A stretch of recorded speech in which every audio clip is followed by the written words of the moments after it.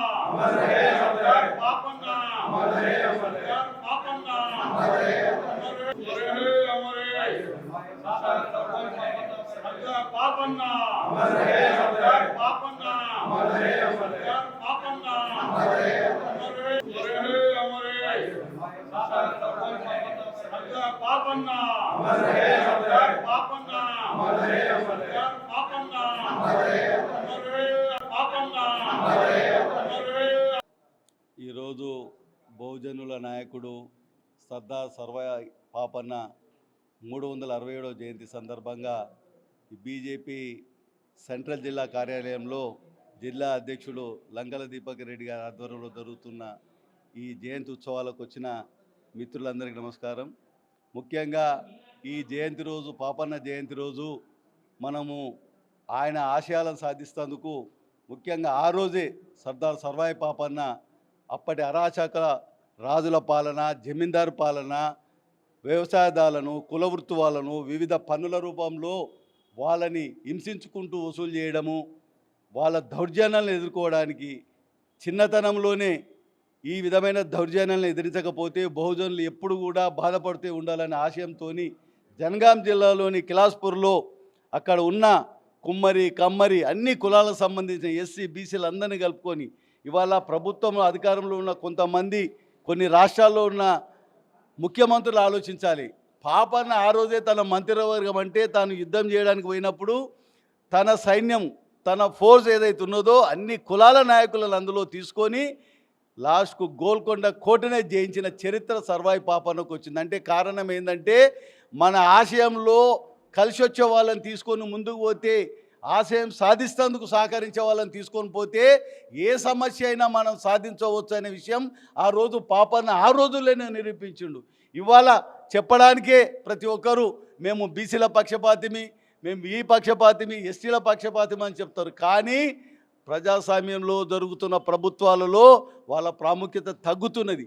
అందుకే ఇవాళ నేను రేవంత్ రెడ్డి గారికే చెప్తున్నా, నువ్వు పాపన్న విగ్రహం ఇవాళ ఎవరైతే విగ్రహాన్ని ఇలా ఆవిష్కరిస్తున్నావో, కానీ ఒక్కసారి ఆవిష్కరించే ముందు నువ్వు ఆ స్విచ్ నొక్కే ముందు నేను నిజంగా పాపన్న ఆశయాలు ఏందన్నా పాటిస్తున్నానా, ఆ రోజు పాపన్న తను యుద్ధం చేయడానికి ఎన్ని కులాలను కలుపుకొని పోయింది, ఎంతమందిని తన సైన్యంగా చేర్చుకొని జయించిండో తెలుసుకుంటే వెంటనే పాపన్న విగ్రహాన్ని ఆవిష్కరించిన వెంటనే తన మంత్రివర్గంలో ఒక 4-5 బీసీలను తీసుకుంటాడు, కార్పొరేషన్లో ఒక 5-6 మందిని తీసుకుంటాడు, వివిధ రాబోయే ఎన్నికలలో కొంతమంది బీసీలకు అవకాశం ఇస్తాడు. అప్పుడే పాపన్న విగ్రహాన్ని ఆవిష్కరించే అర్హత ఉన్న వ్యక్తిగా మిగిలిపోతాడని అయితే ఈ విధంగా నేను తెలియజేసుకుంటున్నాను.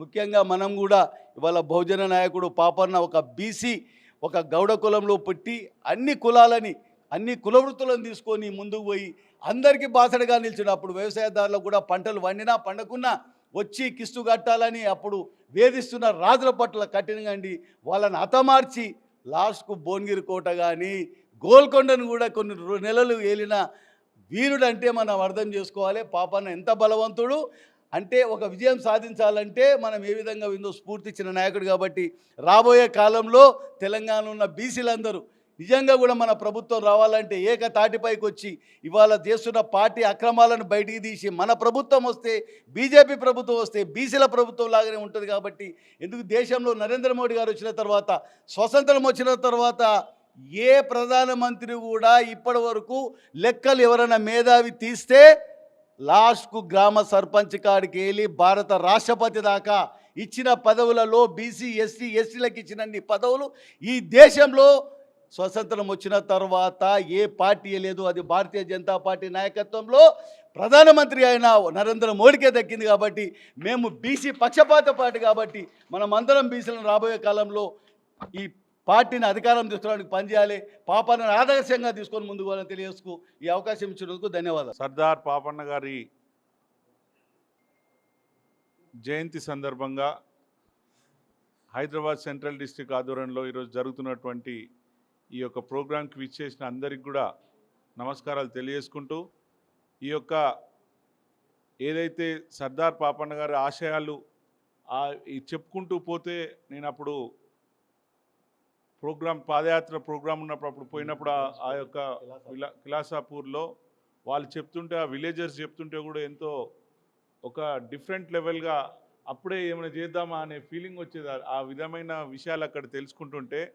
సో సర్దార్ పాపన్న గారి ఈ యొక్క సెలబ్రేషన్స్ గవర్నమెంట్ ఈరోజు ఏదైతే స్టాచ్యూ ఓపెన్ చేస్తుండో దానికి అన్న చెప్పినట్టు స్టాచ్యూ ఒకటే కాదు చేయవలసింది, వారి ఆశయాలకు దగ్గరగా పోవాలనేది మేము అందరం కూడా ఆశిస్తూ ఈరోజు ఇలాంటి ప్రోగ్రాంలు మనం ఇంకా ఎన్నో చేసుకుంటూ వాళ్ళని గుర్తు చేసుకుంటుంటేనే మనం ఏదో చేయాలనేది ఒక ఉద్దేశం మన భావన వస్తుంది. కాబట్టి మనము అందరం కూడా శుభాకాంక్షలు తెలుసుకుంటున్నాను. Thank you.